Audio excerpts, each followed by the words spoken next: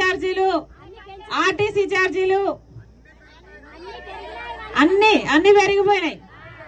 అన్ని పెరిగిపోయినాయి కానీ మీకు ఇచ్చేది మాత్రం తగ్గిస్తున్నారు. అర్థమైతుందన్నా? మీకు ఇచ్చేది 100 రూపాయలు, మీ దగ్గర తీసుకుంటున్నది 1000 రూపాయలు. ఏమా ఇప్పుడు జగన్మోహన్ రెడ్డి గారు చెప్తున్నారు కదా, నేను బటన్ నొక్కుతున్నా మీకు డబ్బులు వేస్తున్నా అని. వచ్చేస్తున్నాయా తల్లి?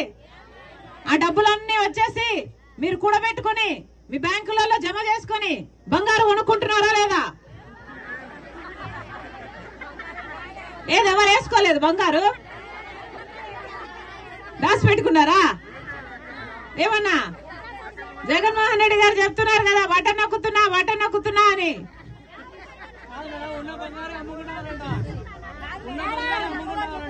ఉన్న బంగారు అమ్ముకుంటున్నారు. అమ్మా, అప్పు లేనివాడు ఎవడైనా ఉన్నాడు ఈడ?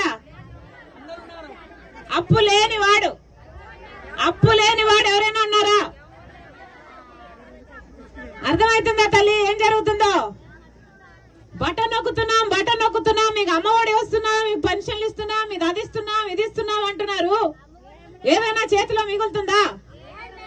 ధరలు, ఛార్జీలు అన్ని పెరిగిపోయినాయి కదా, ఏదైనా మిగులుతుందా?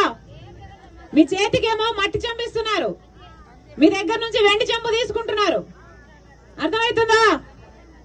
అమ్మా, ఆలోచన చేసి ఓటు వేయండి. ఏమా, రాజశేఖర రెడ్డి గారు ఉన్నప్పుడు ప్రజలందరూ సంతోషంగా ఉన్నారు. రైతులైతేనేమి, బిడ్డలైతేనేమి, చదువులైతేనేమి, ఉద్యోగాలైతేనేమి.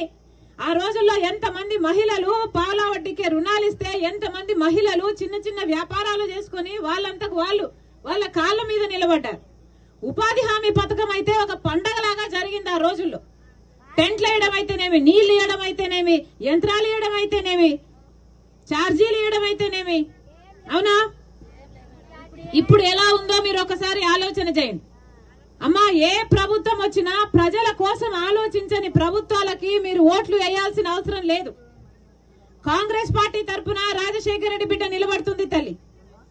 నన్ను ఎంపీగా గెలిపించండి. ప్రతిరోజు ఉపాధి హామీ కింద 400 రూపాయలు. కాంగ్రెస్ పార్టీ అధికారంలోకి వస్తే 400 రూపాయలు ఇస్తుంది ఉపాధి హామీ పథకం.